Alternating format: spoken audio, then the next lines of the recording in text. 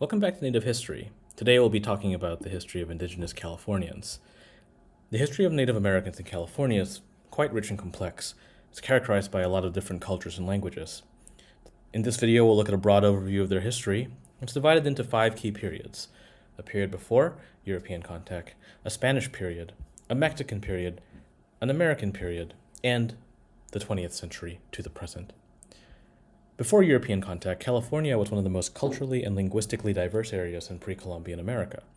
It's estimated that there were approximately 300,000 Native Americans in California, belonging to around 500 different tribes. Each tribe had its own social structure, and the region's varied geography, from coastal areas to mountains and deserts, supported a wide variety of lifestyles, from fishing and hunting to gathering and agriculture. Tribes like the Chumash, Maidu, Miwok, and Hupa had sophisticated social systems and were adept at utilizing the rich natural resources of their lands. The Spanish period, which took place between 1769 and 1821, had an impact on California Native Americans that began with the establishment of missions along the California coast, starting in 1769 with the Mission San Diego de Alcalá. The mission system aimed to convert Native Americans to Christianity and integrate them into Spanish colonial society, but this led to devastating effects on local populations due to disease, forced labor, and cultural disruption. The mission system disrupted traditional ways of life and significantly reduced Native American populations.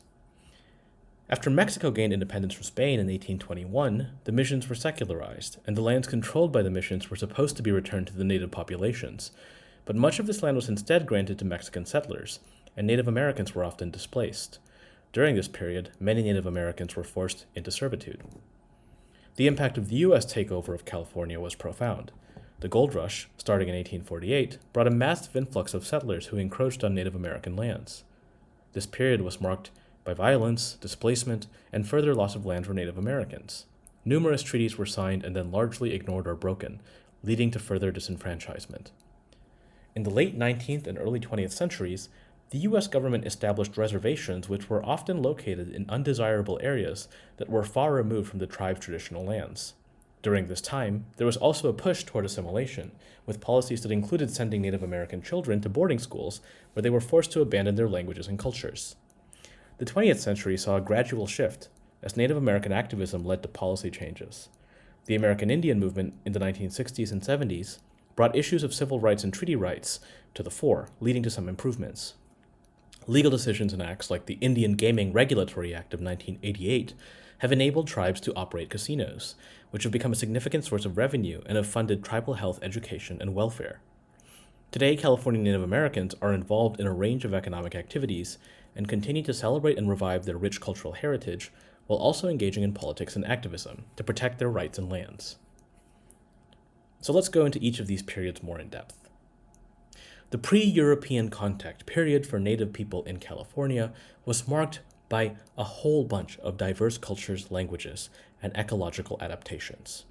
This era, which extends back thousands of years before Europeans first came into contact with California Native people in the late 18th century, saw Native American societies thriving across California's varied landscapes, from the lush coastal regions to the rugged mountains and arid deserts. Here are some key aspects of this period. Diversity of cultures and languages. California was one of the most linguistically diverse areas in the world. It's estimated that there were at least 90 languages spoken by different groups, grouped into families like Athabascan, Uto-Aztecan, Hokan, and Penutian. This linguistic diversity indicates a long history of varied peoples settling and adapting to different parts of California. Social organization and lifestyles. Tribes varied greatly in their social organization. Some, like the Chumash along the southern coast, developed complex chiefdoms with elaborate social hierarchies and permanent village structures.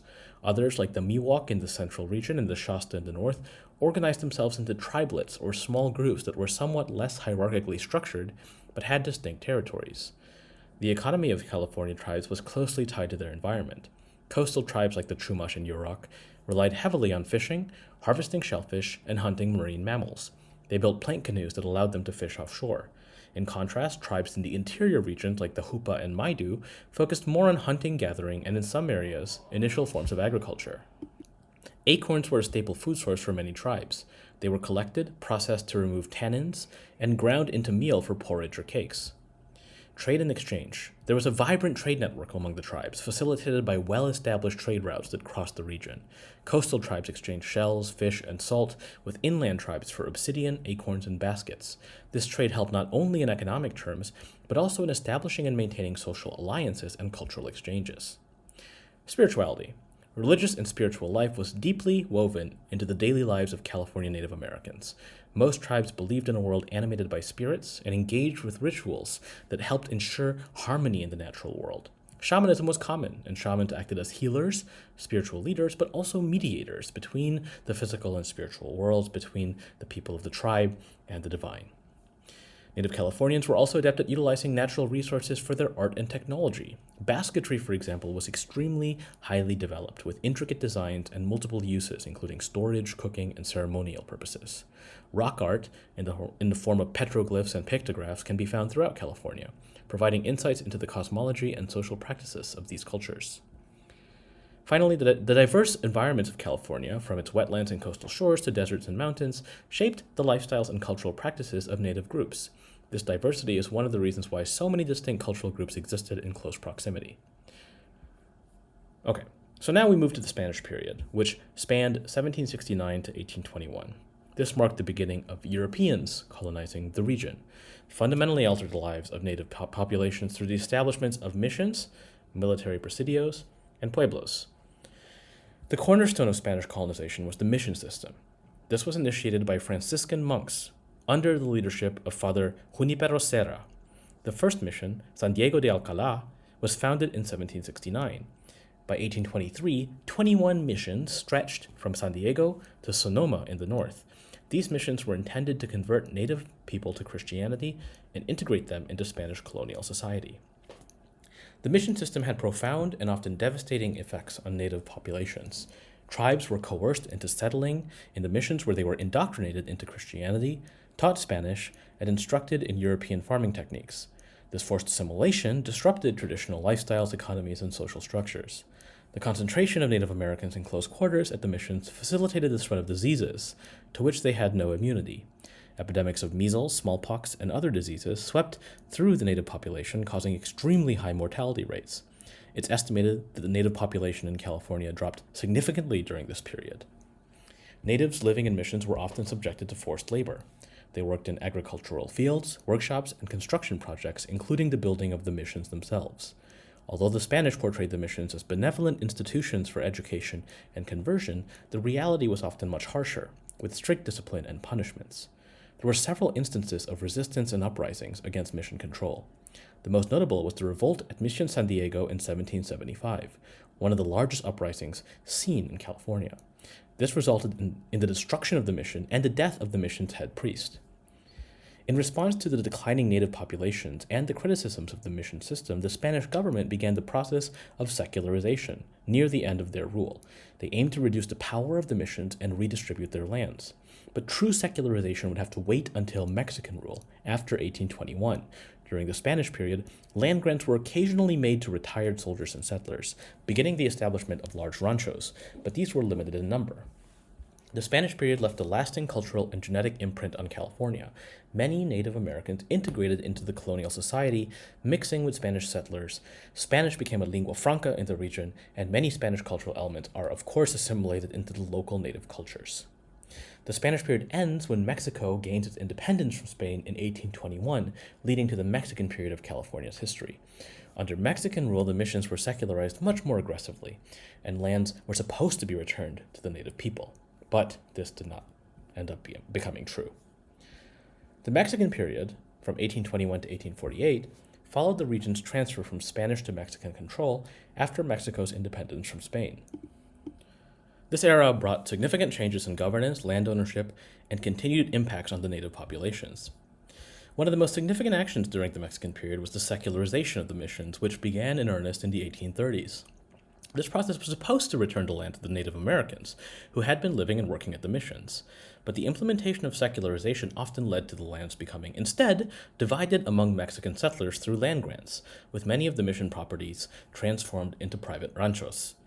The Mexican government liberalized land ownership laws, allowing for private ownership of land through the issuance of land grants. This led to the creation of large ranchos, which became the economic backbone of California during this period. The ranchos were vast tracts of land where cattle ranching became the predominant economic activity. Notable families like the Picos and Vallejos became prominent landowners and political figures. While the secularization of missions was ostensibly meant to help Native people reclaim their land then, in practice many found themselves dispossessed. As lands were granted to Mexican settlers, Native Americans were often pushed into marginal lands, or remained on the ranchos as laborers under conditions that were sometimes scarcely better than serfdom. The disruption of their traditional ways of life continued, and they faced ongoing challenges like the loss of land, more cultural assimilation, and economic exploitation. During the Mexican period, California is relatively isolated from the central government of Mexico in Mexico City. This allowed for the development of a unique California culture among the Mexican settlers. This culture was characterized by its distinct dialect, customs, and social practices. Local governance was managed by appointed or elected alcaldes, or mayors, and other officials who wielded considerable influence in their communities. The Mexican period was also marked by internal and external conflicts. Internally, political rivalries and disputes over land ownership were very common. Externally, the threat of foreign invasion loomed, particularly from Russia in the north and the expanding United States to the east.